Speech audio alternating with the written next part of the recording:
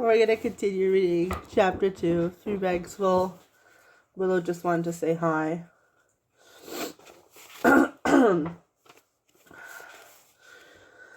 So we're on page 21. The flock had human visitors again that afternoon. A plump woman with a black clad man with a stiff collar around his neck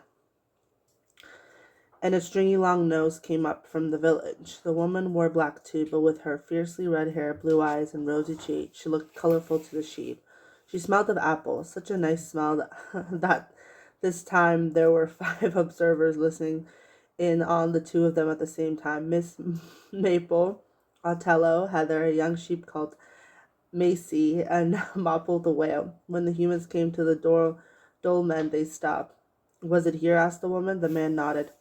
The brightly colored woman stared at the ground. The rain had washed away the mark where the spade went in, so she was staring at the wrong spot. It's so terrible, she said in a threat of a voice.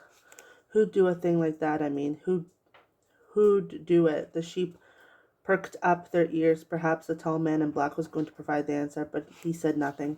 I didn't always have an easy time with him, added the woman. No one had an easy time with George, said the long-nosed man. He was a lost soul, a lamb gone astray, but the Lord in his infinite mercy had taken him home again. The sheep looked at one another in surprise. Cloud bleated. I wish I'd known him better, the woman went on. He was so strange recently.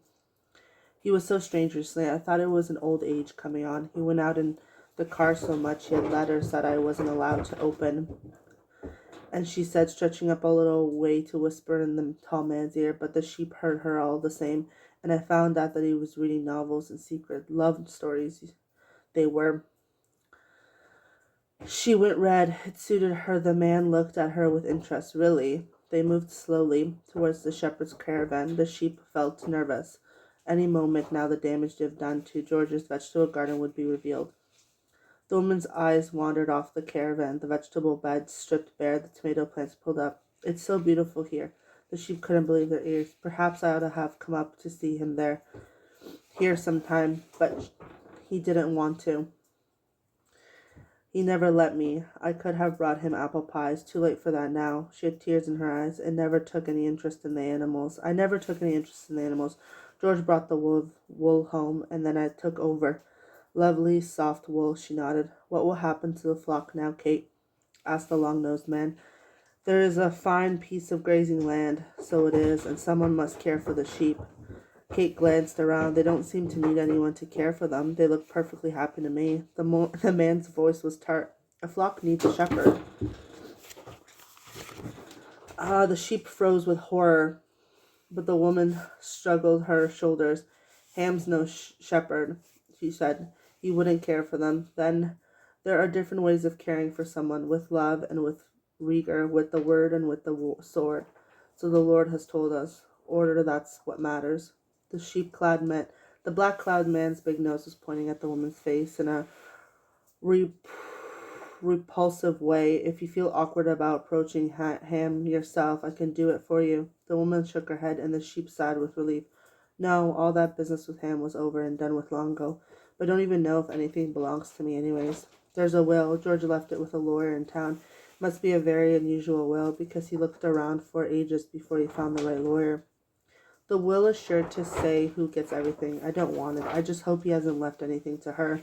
So she didn't seem to think the meadow was so beautiful anymore. Let's go. The man nodded. Be brave, my child. The Lord is my shepherd. I shall not want. They marched off, right across George's place, crushing several fresh suits underfoot. Othello ground his teeth. I wouldn't want that lord of his to be my shepherd. The others nodded. I shall run away before they sell us to the butcher, bleated Mopple. I shall jump off the cliff, said Zora. The others knew that secretly Zora hoped to end up as one of those very special cloud sheep.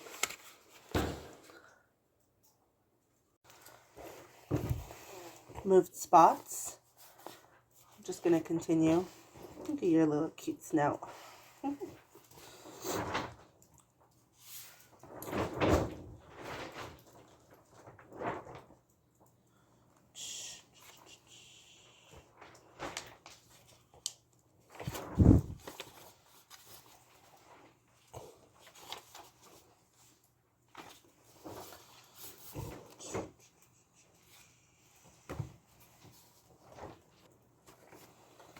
Don't eat the book. I shall jump off the cliff, said Zora. The others knew that secretly Zora hoped to end up as one of those very special cloud sheep. You'll all stay here, said Miss Maple gently. At least we found out what a last will and testimony is. It says who George's things and his sheep belong to. Yes, it's been left in town, added Heather. And it will tell that long-nosed man that George will never have sold us to the butcher. They were feeling very relieved. I hope they find it soon. George was not a lamb, said Heather. That woman was too old to be his child, said Mopple. The tall man was lying, said Othello. He didn't like George, not one little bit, and I don't like him. I don't like the sound of that other man either, the Lord he was talking about. It was that Lord who did it, cried Heather suddenly. He took George's home with him, and then it happened. They, so funny. They fought, first with words, and then with the shovel.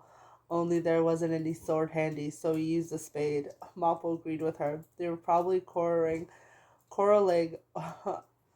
about order. George never kept things in very good order, except in his vegetable garden. He looked in the direction of George's place, rather ashamed of himself. The next thing we must do is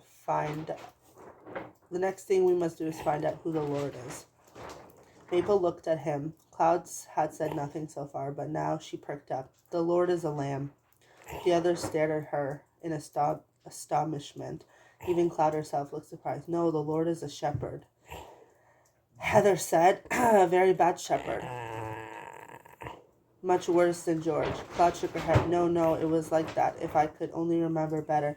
Cloud stared at a truffle of grass in the front of her hooves, but the sheep could tell that she was thinking of something quite different. That man, I know him. He came up to our meadow once before. Long ago, I was still a lamb. George had me in his arms. He'd just been trimming my hooves. Something smelled off of earth and sun, like a summer shower, like a lovely smell, and then something bitter. I could smell at once that George didn't like the man. The man was inviting George to something, but his voice was unfriendly. He said he wanted to give a blessing to the dumb animals. I didn't know what a blessing meant, but it sounded uncomfortable. I thought he meant me because George had said I was a Dumbo just before because I couldn't keep still. I was scared. George laughed. If you mean Ham, you give him your blessing every Sunday, he said. The other man got very angry. I don't know what he said, but he talked about the Lord a lot and how he was going to divide the sheep from the goats. The sheep bleated in alarm. Cloud started thoughtfully at her trough of grass. Only when Zora nuzzled her side gently did she go on. After a bit, George got angry. He dumped me in a long-nosed man's arms. Give this dumb animal a blessing, then, he said. The other man smelled bad, and I was scared. He didn't know how to hold me properly, but he took me away with him. His house was the biggest one in the village, tall and pointy, and cold like the man himself. He shut me into his garden all alone. There was an apple there, but he put a fence around it, and the apples were just rotting on the ground. Several of the sheep looked scared. Cloud shuddered. Then a whole lot of humans came streaming into the house all at once. They brought dogs with them, and another sheep, and a pig, and I had to go in too. There was a terrible racket. But the man in black talked above it. Welcome to the house of God, he said. He stopped and looked thoughtfully. So his name is God. And Sir Richfield. Othello made a strange face. God. Could be, said Cloud. But after a while I worked it out. They were worshipping a special lamb. I thought it was a nice idea. They called it the Lord. There was music, like on the radio, not only quite the same. I looked around a bit and got a nasty fright. There was a man hanging on the wall with no clothes on, and even though he was bleeding from lots of wounds, he couldn't smell the blood. She wouldn't say any more, and there was a spade sticking into him, right? Asked Sir Richfield. This God sounds rather suspicious to me, said Mopple. He's very powerful, Cloud went on. All the people went down on their knees in front of him, and he said he knows everything. Lottie thoughtfully chewed some grass. I guess I remember that time, she said. Cloud was away for a day. Her mother was looking for her, like a mother would. Why didn't you ever tell us about this before, said Zora. I didn't understand it, said Cloud. She looked a little dreamy and began awkwardly rubbing her nose as one of her forelegs. The sheep thought some more about God. He can't know everything, beaded Othello. He didn't know that George reads those Pamela novels, used to read them. The murderer always returns to the scene of the crime, said Mopple the whale, and the long-nosed man did return to the scene of the crime.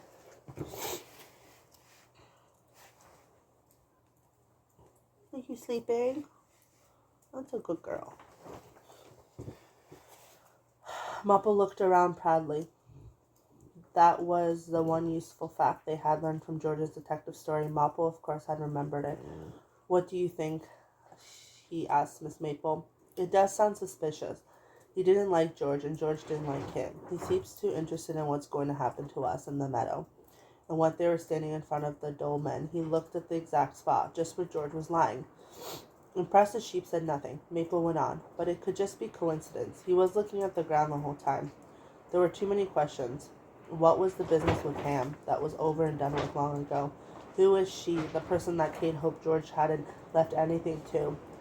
It isn't easy to understand humans, said Maudie. The sheep lowered their heads. They grazed a little, and they thought. Mopple was thinking that he didn't always understand even George, although George was quite easy to understand. For a human, he was interested in his vegetable garden, and he read Pamela stories to his sheep. He wasn't interested in apple pie, but recently George had been doing some odd things. Every now and then he got out the target. When George marched across the meadow in his gum boots with the ground brightly painted target, Mopple felt an urge to find a safe place. The only safe place where you couldn't see the target was behind the shepherd's caravan, close to the vegetable garden. When George came out of the caravan for the second time with his gleaming pistol, he would find Mopple there. Then he aimed it at Mopple and shouted, "Caught you in the act. Hands up." Mopple always ran for it. Zigzagging across the meadow, and George laughed. The noise had always been unbearable, but once George had bought a silencer, all you could hear was a soft smacking sound, like a sheep biting into an apple. Oh boy. There was no point in this. Mopple would have been delighted to produce the same sound with real apples, but George wasn't giving up his target practice. Miss Maple was thinking of the way Lily's hands had wandered over George's jacket, like insects trying to find something. Zora was thinking about how bad humans were about heights. As soon as they had trotted too close to the cliff, they turned pale, and their movements became even clumsier. On the cliff top, a sheep was infinitely superior to any human. Even George could do nothing about it. When Zora jumped down onto her favorite rocky ledge, he stayed a safe distance away. He knew that it was a waste of time trying to lure her back. You tired? Oh boy. He would call and begin throwing things at her. First grass, then dried sheep droppings. For the depths below, the wind sometimes carried back to him the smell of a thin, long, drawn-out curse. George's temper recently improved. He would get down on all fours, crawl on the edge of the cliff, and look to see tourists or villagers who had been hit on the head by his missiles.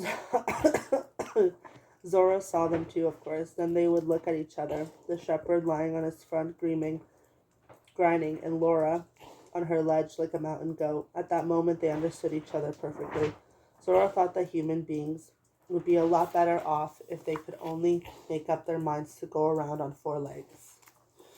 Heather was thinking of the road they took to the other pasture, of the humming of insects, the noise of cars and their sinking fumes as they drove past the sheep, of the shining surface of the sea. In spring, the air smelled of damp earth. In summer, flocks of sparrows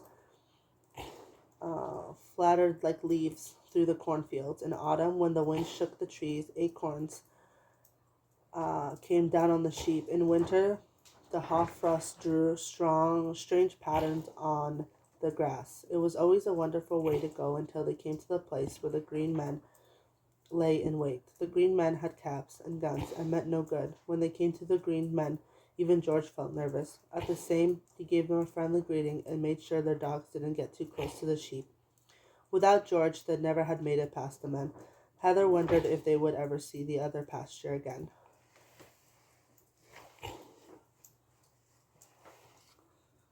It's a good girl. Cordelia was thinking how human beings can invent words, how they can line up their invented words side by side on paper. It was magic, and even now Cordelia knew only because George had explained what magic is. When George read out loud and came to a word that he thought the sheep couldn't understand, he explained it. Sometimes he explained words sheep knew anyways, like antibiotics. You took antibiotics while you were ill. They both tasted bitter. George didn't seem to know this way around his subject too well. He got involved in a complicated explanation. Finally, he swore and gave it up. But it was very pleased with the other explanations, even if the sheep didn't understand a word he said. In such cases, they were careful not to let George guess how little they had taken in. Sometimes, however, he would really teach them something new. Cordelia loved his explanations. She loved knowing words that belonged to things she'd never seen, even to things they couldn't see at all. She remembered those words carefully.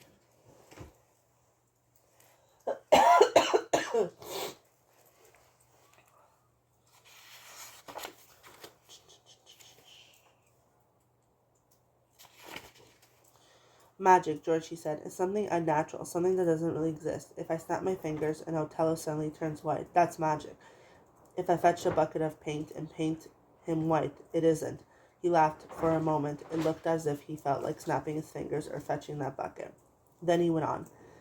Everything that looks like magic is really a trick. There's no such thing as magic. Cordelia grazed with relish. Magic was her favorite word for some time, for something that didn't exist at all. Then she thought about George's death.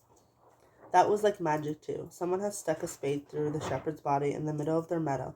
George must have screamed horribly, but none of the sheep in the hay barn quite close had heard anything. And then a lamb had seen a ghost silently dancing.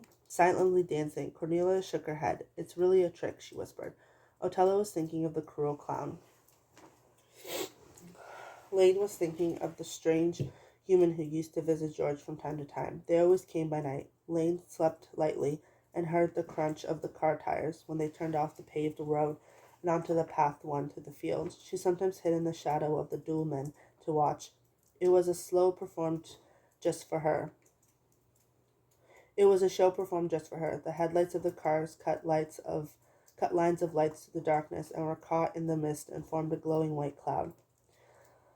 The cars that came along the path through the field were big and had big engines and didn't sink nearby as badly as George's cars, which he himself called the Antichrist.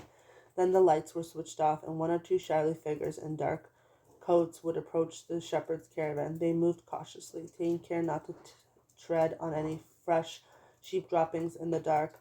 A hand knocked on the wooden door once, twice, 3 times. The door of the caravan would open, cutting a rectangular space between with a reddish glow in the darkness.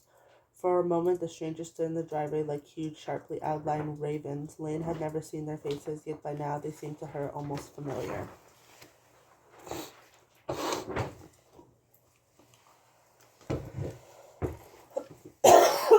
Something dark was moving along the path over the fields towards the meadow. It moved fast.